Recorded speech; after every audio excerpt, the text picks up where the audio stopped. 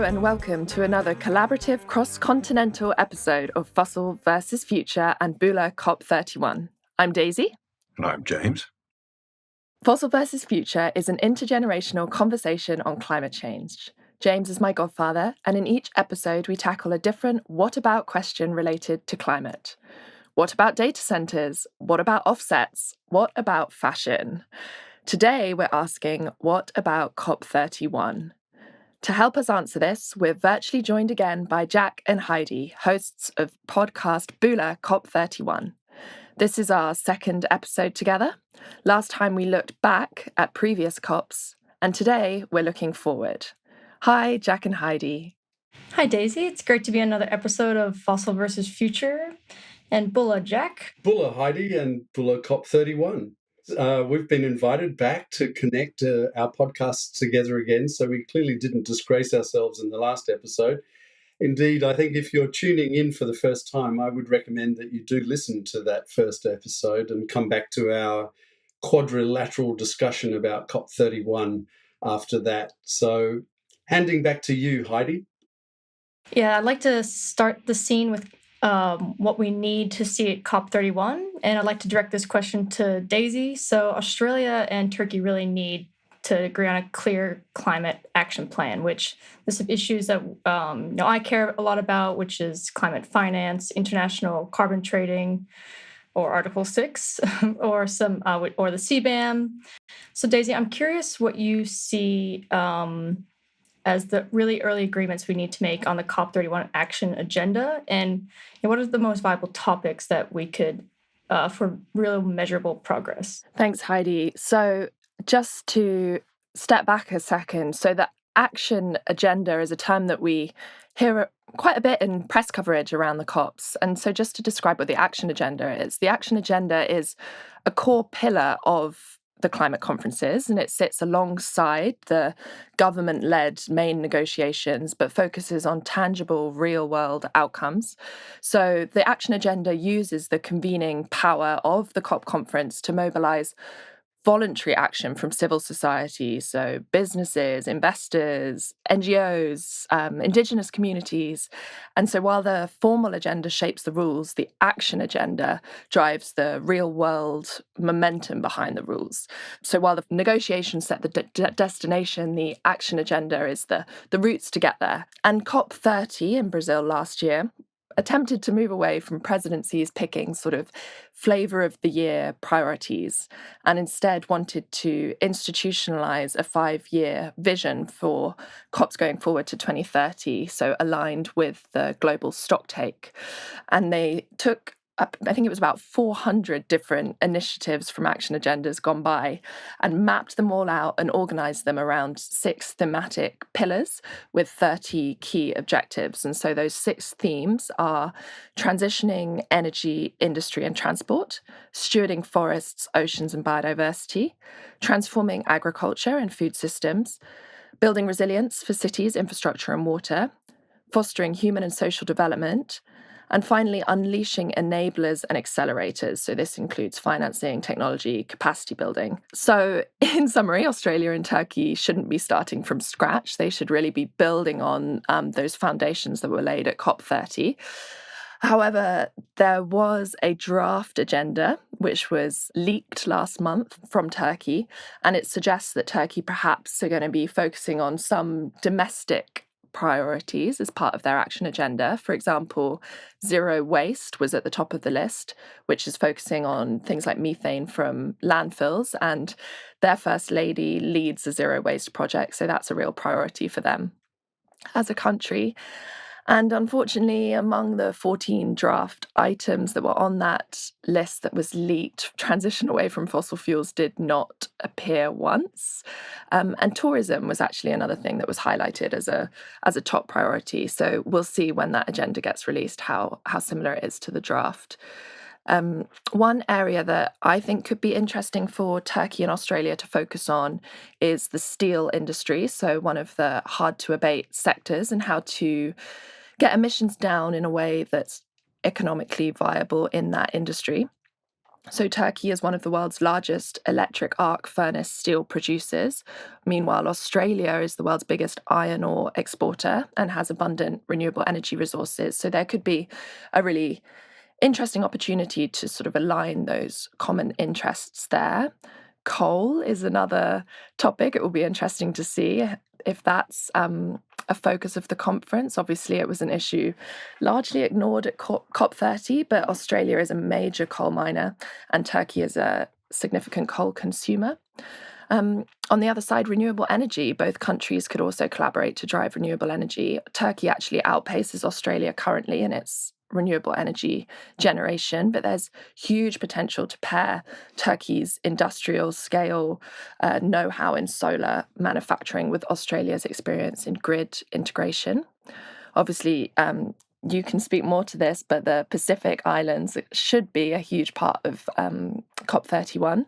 The Pacific Resilience Facility is something that we should all look out for on the agenda. So the first Pacific-led climate regional finance facility designed to provide small-scale grants for community-level resilience projects. I personally would love to see Indigenous peoples more involved in COP31, with Australia leading the negotiations. I think it will be really important to have more involvement from Indigenous communities in decision making.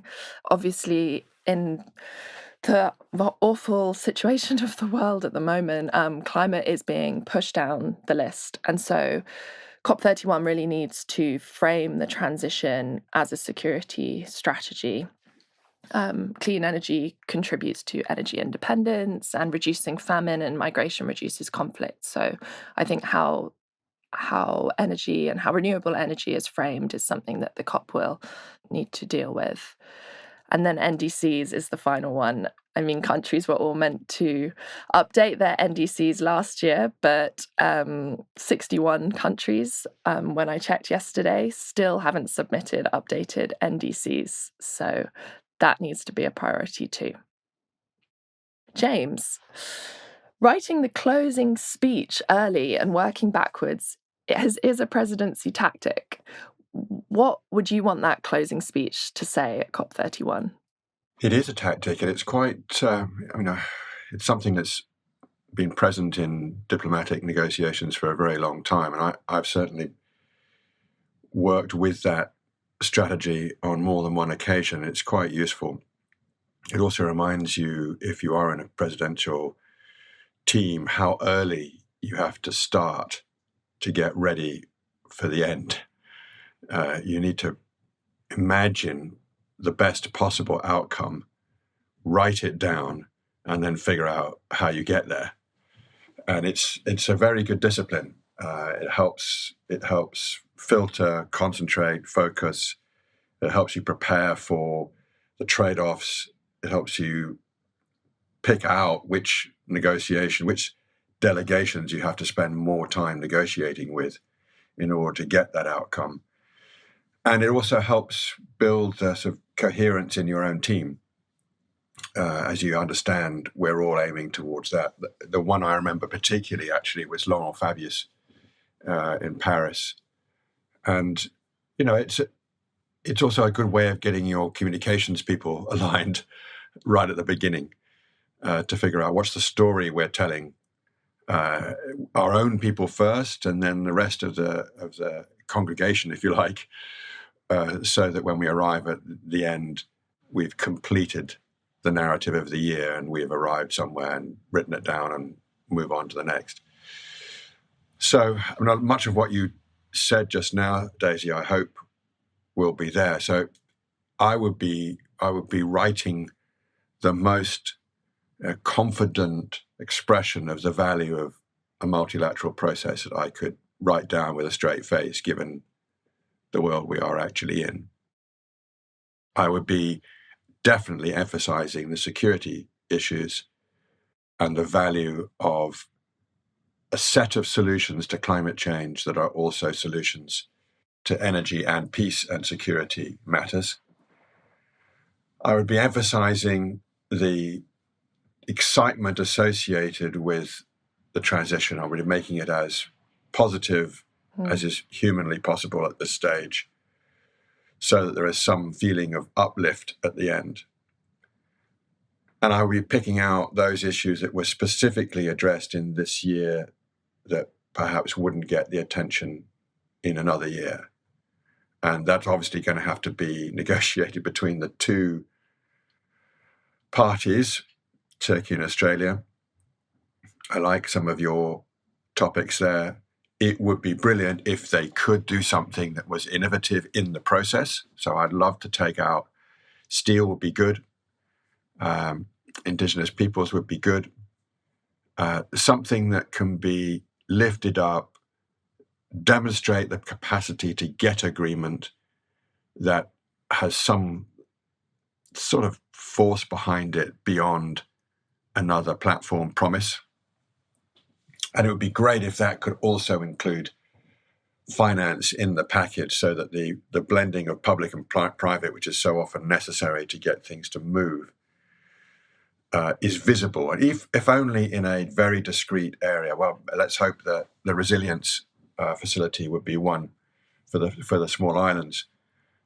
But if you can assemble all of the powers necessary to take a multilateral commitment and actually implement it in the real world, that would be very good for the confidence of the whole process. I want to build that into the speech to demonstrate that at a time when people are losing faith or having to deal with daily insults to the idea of multilateralism, that this work that we've done this year demonstrates the capacity and the will to agree to fix problems collaboratively.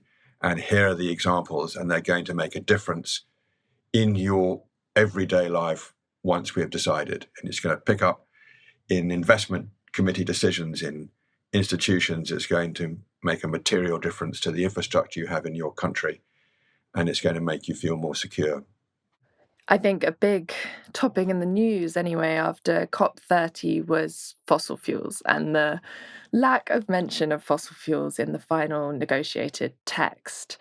Heidi, after that, there were conversations about a new treaty. What do you think about the efforts to launch a fossil fuel non-proliferation treaty? Yeah, I think the efforts to launch this treaty have been impressive, but quite slow, unfortunately. For anyone who might be confused on what the Fossil Fuel Non-Proliferation Treaty is, I'll describe that in a bit, but if people might be confused if it's actually been signed, it's actually still in the initiative stage. I was getting confused around all this. The treaty, the Bula Declaration, which I'll also define later, is what's actually been agreed upon. And so nothing's been agreed upon. So it started back in 2017 when the Pacific Islands urged countries to commit to phasing out fossil fuels. And now the most recent thing that happened was in COP30, 24 countries agreed to put forward the Bula Declaration on the just transition away from fossil fuels, which they basically signed they're going to commit to phasing it out. But nothing's binding. It's all very voluntary, and there's no plans at the moment. But I'm not going to take away from all the, who signed up for it. Individuals are signing up for it. So over 1 million individuals have signed up for it. Scientists, Nobel Prize winners, cultural leaders, as well as 4,000 civil society organizations and 135 cities. So a huge amount of momentum from individuals to organizations. And then 18 nations have signed the treaty. So obviously that's not probably a small proportion of countries, but there's so much momentum from civil society and individuals who really back this treaty, which makes it maybe pretty powerful. But I feel like I'd love to treat this non-proliferation treaty as something like the nuclear non-proliferation treaty. But before that, I'd like to kind of just get people to understand what's happening in this treaty. There's 3 levers in this treaty. There's 3 pillars. The first pillar is around non-proliferation, which really means let's stop building any new fossil fuel infrastructure. We don't need it. The second is really about a fair phase out. So anything that does exist, how do we wind it down and make sure that the wealthier countries are focused on moving first? And then the third pillar is around a just transition, which is really important because this is really making sure that no worker, no community, or no country are being left behind in this process, meaning they're out of a job or the community's suffering because the coal plant that they were working at is closed down now. So there's really strong pillars around this treaty, and it's pretty impressive. It, like I said before, it is kind of based around the Nuclear Non-Proliferation Treaty, which I found out was endorsed and ratified within 2 years. So obviously that one was an easier one for everyone to agree, yeah, we don't want nuclear weapons. But there's lots of, this one's a harder one because of the petrostates, and fossil fuels are really intertwined in how capitalism is and how we make money. And so it's a much more ingrained product. So it's really hard to get the political will and motivation to get people to sign this kind of treaty. And yeah, so even though there's been some commitments, there's no clear outcome at the moment. And even if this treaty doesn't get ratified in the next 5 years, which it might not get ratified in the next 5 years, meaning it won't get endorsed as a treaty, it's still pushing the conversation and still pushing for outcomes that matter, and just a cultural norm. So I'm really hoping that the treaty, even if it doesn't get ratified, can really push the coalition of the willing and the efforts of people who really do want to transition forward and not be held back by the petrostates or anyone who's not aligned. So yeah, that's the Non-Proliferation Fossil Fuel Treaty. But Daisy, I want to get your views on the conference that's happening. So this conference came out as an idea post COP30, and it's the conference for the just transition away from fossil fuels, it's one of the big outcomes from COP30 actually, and it's scheduled in Colombia, which is co-hosted by Netherlands.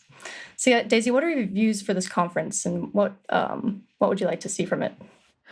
Well, each year, I know I personally feel so frustrated and angry and upset as I'm waiting for the news alerts to tell us what's in the COP text. And once again, there's a lack of mention of fossil fuels, or a weak mention of fossil fuels in that final text. And it feels like every year there's so much time and energy wasted on these words. I understand that they're very important, but for me, the urgency of climate action, we need to move to implementation now. And so I feel that this conference provides a space for those countries that are ready to move forward with implementation, to move forward with how we actually begin transitioning away from fossil fuels. And it's really focused on action rather than persuasion that happens in the negotiating rooms at the COP conference. So like Heidi said, from the 24th to 29th of April, Colombia and the Netherlands will co-host the first conference on transitioning away from fossil fuels.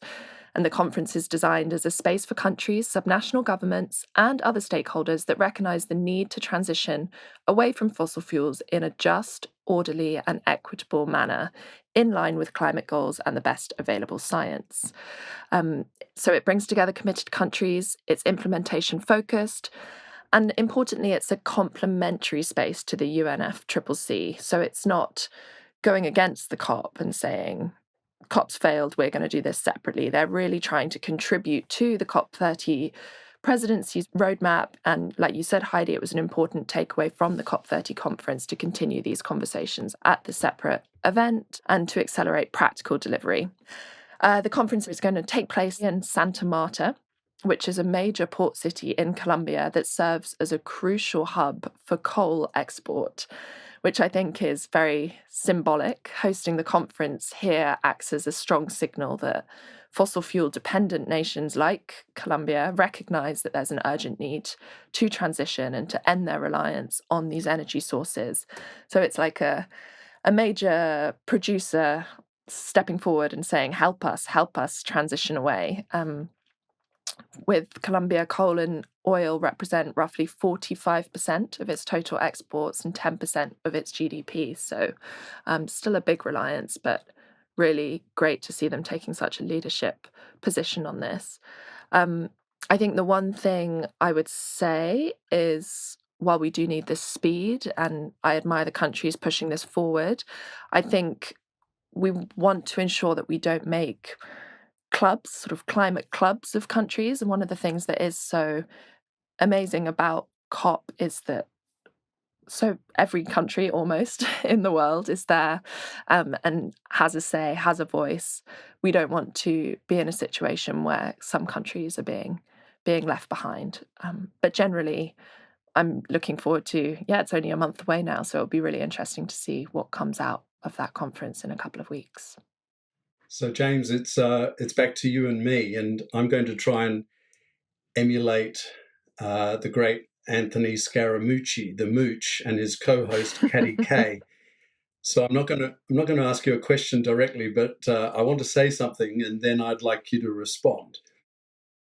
I might even be a little provocative, but we're hearing more and more about some of these declarations and initiatives and treaties that are emerging from the broader COP process, or maybe kind of in parallel with the actual COP negotiations themselves.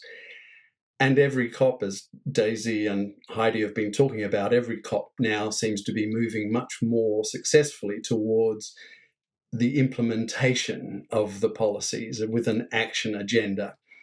In fact, Türkiye has already appointed a climate high-level champion, Mr. Samed Agibas, who will lead the global climate action agenda in COP31.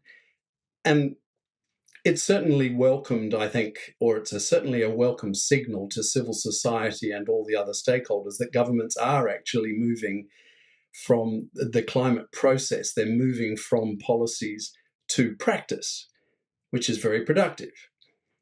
But in the negotiations, they still insist on very coded language, kind of diplo speak, opaque and lengthy descriptions for things, acronyms for absolutely everything, which need to be unpicked every single time. Even the word COP, or the acronym COP, requires constant and repeated explanations. What does it mean? The Conference of the Parties. And in the Paris Agreement, surely they can do better than just Article 6. I think Article 6, I think all the articles must have clearly been written by lawyers like yourselves, or at least your proteges. Surely, as part of the COP reform process, they can adopt slightly more user-friendly, more action-orientated names for things. I mean, back in the Kyoto Protocol times, and which I know you recall well, it was all much more descriptive. We had words like carbon trading and clean development mechanism. I mean, it's pretty self-explanatory. It's a clean development mechanism. And we had joint implementation. That was pretty self-explanatory too. So why can't Article 6 be called something like international carbon credits trading? Or better still, why don't we call it, how do I sell my carbon credits? I just think that when you actually read, and when you read and understand Article 6, I reckon it's one of the most important, if not the most important of all the Paris Agreement tools and rules. For the benefit of our listeners, who I think are probably now reaching for their phones to try and Google what is Article 6, I'll just read out to you very quickly what you get when you Google Article 6 of the Paris Agreement enables voluntary international cooperation, such as carbon markets, to help countries meet their nationally determined contributions, NDCs, that Daisy was just talking about, to help them meet their NDCs more efficiently while encouraging higher climate ambition. It provides a framework for transferring emissions reductions between countries, Article 6.2, creates a centralised UN mechanism for trading credits, Article 6.4, and outlines non-market cooperation, Article 6.8. I'm so pleased they skipped over 6.1, 6.3, 6.5, and all the others. So James, I'm interested to get your reaction here. Are all these so-called sort of complementary mechanisms that we've just been hearing about, action agenda declarations, coalitions of the willing, aren't they really competing with the slow and tortuous UN consensus-based negotiations that really happen in the deep, dark core of the COP behind closed doors? They are, but they're also competing within a structure, as Daisy described, so that they're a challenge. I would say in most instances, wherever there is a possibility of moving one of the key elements of climate action forward, that effort is going to be complementary almost regardless of its form. And don't forget, the multilateral process has agreed objectives and loads of scope for pathways to be built by countries that are of their own design and fit with their own political economy. And it's true that in Kyoto, and I was obviously part of all of those processes, including the naming of them, and the CDM in particular, which I think was a really important structure that has been challenged and criticized for often the wrong reasons.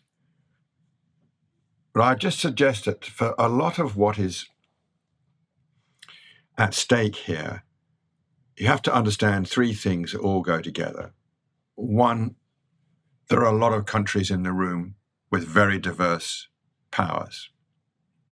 Two, the diplomatic process is a combination of politics, policy, and law.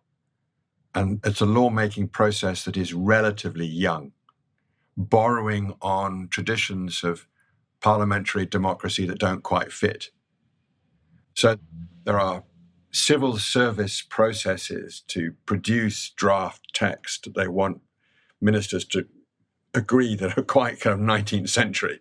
They're very much derived from British and French practices that got stuck into the world of diplomacy and never really left. And it's absolutely proper to challenge that and to modernize, simplify, communicate more clearly, take away some of the absurd subordinate clauses. And yes, the naming of Article 6 is it would make a lot of difference, I think, in its communication if we could just get beyond that number. I would also just stress that it isn't just about carbon trading. I wouldn't emphasize the trading element. I'd emphasize the valuation of carbon. I'd emphasize the pricing of carbon, the mechanisms that help drive investment towards emission reductions. So all of that, I think, is relevant. When we characterize what Article 6 does, and of course it should be named better and in a way that communicates more readily its value, we should be emphasizing that Article 6 it's really about cooperation between states to create regimes that make a difference to our ability to reduce greenhouse gas emissions and draw them down from the atmosphere that are consistent with how we run our economies. So if you're in an economy that functions as most do, with pricing mechanisms, you price carbon in order to get that into the everyday decision-making about where value lies. And if you value carbon and if you value the avoidance of the waste of carbon, then you build that in to your economy. And you do it in a variety of ways, up to you to decide. It isn't exclusively about carbon trading. It could be about taxation. It could be about regulation. In fact, specifically, when those countries that did not favor market mechanisms, often for overtly political reasons, because they were either led by, it was a socialist government, or as a deep skepticism of any idea that might have come from the West, or they simply didn't think that was going to work for them. They insisted that Article 6 included the ability to cooperate around non-market mechanisms. Sure, if you can harmonize your regulation across a border, terrific. It's extremely difficult to do. Most countries don't harmonize their tax regimes, right? Whereas a tradable mechanism allows you to create value for reducing greenhouse gas emissions and build a larger marketplace and increase the efficiency of whatever allocation of capital you can make.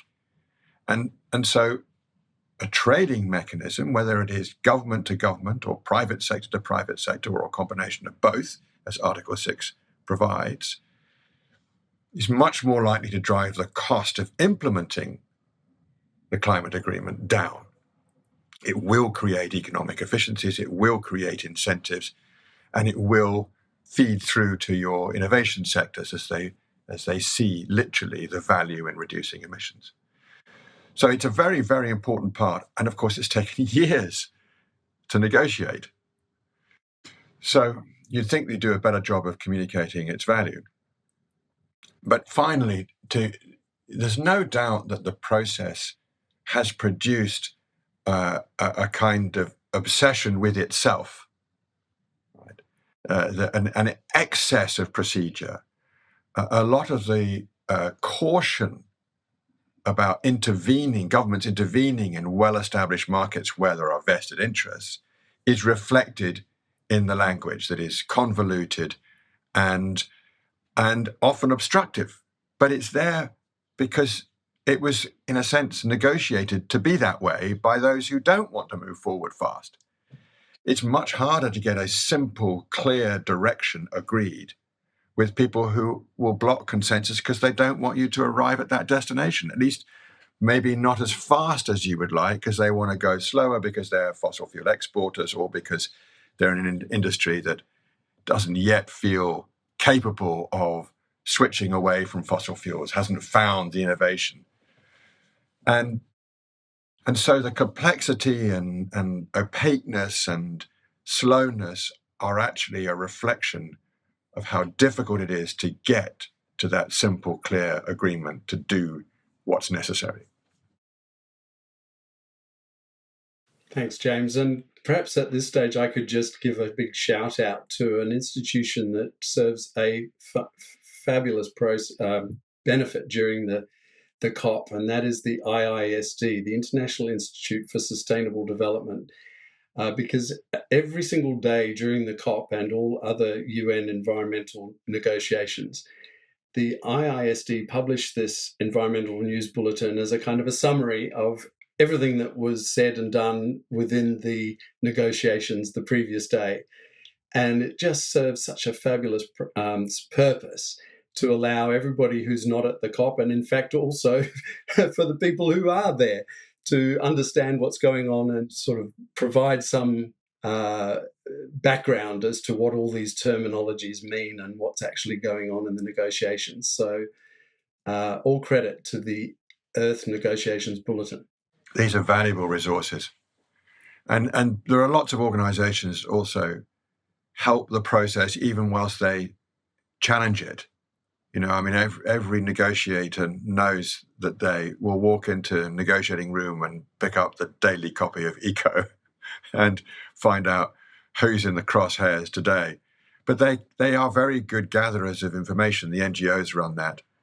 And yeah, they have a go at negotiators and countries that they feel like are slowing up the process. But let's face it, it's a law-making process. It should be scrutinized. How you manage that, though, that's a different thing. I think it varies from country to country, even where the UN, of course, run the security at these events. It's interesting to see how host countries find the balance between inviting scrutiny in and managing a process where negotiators are able to come to do their work without being hugely disrupted. That's not easy to do, and authoritarian countries find it very hard to do and often get it wrong. But I do think that here we have another opportunity out of the circumstances that have arrived that produce this sort of joint effort, to just rethink, to make a better go at finding that balance. So, for example, we have tremendous capabilities to communicate processes digitally. Right? We could probably do a much better job of connecting the world to the process without having to have everybody there, as it were, and sometimes feeling excluded because, there have been COPs where NGOs have arrived and been pretty poorly treated, and every country has their own version of who they think the enemy is, and you might be surprised to be in that group. So but digitally you can connect people relatively easily to what's going on, and maybe that provides another level of scrutiny too, and maybe they'll do a better job of of getting to the essence of what they're there for, which is not to postpone the process for another year whilst negotiating a further subordinate clause to article whatever it is. Anyway, I don't think there's any shortcut to the brute imbalance in power that there is in the world, nor can you just push ahead without involving the fossil fuel producers. That's not possible. But you can, as we've said before, break bits off, find smaller groups. Now, just specifically on this Belém Declaration and the conference, I'm prepared to see this as a way of organizing a response on the demand side of the fossil fuel economy. Now, if you were to get some kind of coordinated, agreed, if not harmonized, something less than that, but close to it, amongst a group of countries where they could say, well, we can manage a transition in this way and reduce demand for fossil fuels in this way, that's meaningful. That, of course, has an effect. And it's all the more credible if you're also a producer. Right? That's bold, and that's proper leadership. So I think one shouldn't belittle a parallel process that's not the whole and does not include everybody and does not include some of the bigger players, obviously. Because if you take, I don't know what the overall demand is of the countries that will turn up in Colombia, it'd be quite interesting to do that analysis. What is the overall demand that they are saying we will reduce collaboratively, collectively? Because it will be meaningful. It will be a sizable amount. And it means that the producer nation, the seller, has got to recognize the buyer might not want that product or not as much of it as they used to. Yeah, that kind of feeds into our last question, which I'm really looking forward to hearing everyone's answers to. Are you optimistic or pessimistic about the prospects for a multilateral consensus on climate policy going forward? Or is the UNFCCC now facing a bigger challenge? I'll pass it to you, Daisy. Well, global cooperation is sadly, undeniably under strain. As we've talked about during this conversation, I think the UNFCCC moves as fast as its slowest, most reluctant members, and this is an urgent challenge. Maybe this is slightly separate to your question, but I'm optimistic generally about the fact that markets and economic forces aren't waiting for the consensus decisions and are continuing to drive change, drive momentum. So there is, real momentum happening outside of the negotiating rooms. I'm curious and cautiously optimistic about the split presidency model that has been adopted for COP31, with Turkey as an emerging economy hosting in collaboration with Australia as a developed country, with of course, the significant input from the Pacific Island nations. I do worry about what will be happening in November and whether it will indeed be possible to host the conference in Turkey due to its geographic location. We'll have to see what the coming months bring. But generally, I've heard that it's a great location for an international summit with affordable travel and good accommodation, something that has been a challenge in the last few COPs. So I think hopefully in that sense it will be a more inclusive conference. So a mixture from me. I think I'm next, and I think my answer is really that I'm overall an optimist by nature, and so I do think it's quite exciting that there are these other initiatives that are bubbling up, whether they come from within the COP negotiations themselves or from some of these other more complementary commitments that are coming from countries. Now, one thing that has emerged in the last couple of years, which I think is particularly interesting and exciting, is the carbon border adjustment mechanism that the EU has implemented. And Heidi, you mentioned this at the very outset today. The reason I like that is because, as James was saying earlier, I think businesses and everyone else involved in reducing carbon emissions and trying to get value from that investment, like businesses, they can understand the return on investment that they need by getting a premium in the market for basically doing good. And also the process of penalising the recalcitrants. The only thing is that I think, again, like I was saying before, they could perhaps come up with a better name. I mean, carbon border adjustment mechanism, maybe it should be called something like an embedded carbon tariff. That seems to make more sense and relevance to what it really is, and it's much easier for everyone to understand. So unpicking it a little bit further, the EU scheme is clearly designed to promote investment in the green industries, and James was talking about steel, for instance, iron, aluminium.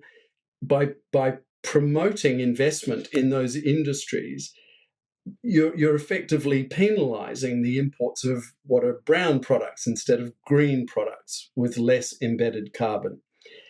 Now, of course, the developing countries, and particularly in Africa, that have access to the EU market, they're screaming because they're claiming that's foul play because it's effectively discriminating against their products, perhaps, which are less green, and preventing them from exporting those products into the European Union. But I think that whole debate fosters a positive discussion around, well, therefore, how do you compensate for the developing countries for that loss of market share? How do you actually invest in their own industries so that they can then produce products that are perceived to be, or that are really more green and with less embedded carbon, and therefore be able to compete in markets like the EU? By the way, Australia has actually been looking at the potential for operating a kind of a carbon border adjustment mechanism in Australia as well. And I think this is going to unfold as COP31 does as well.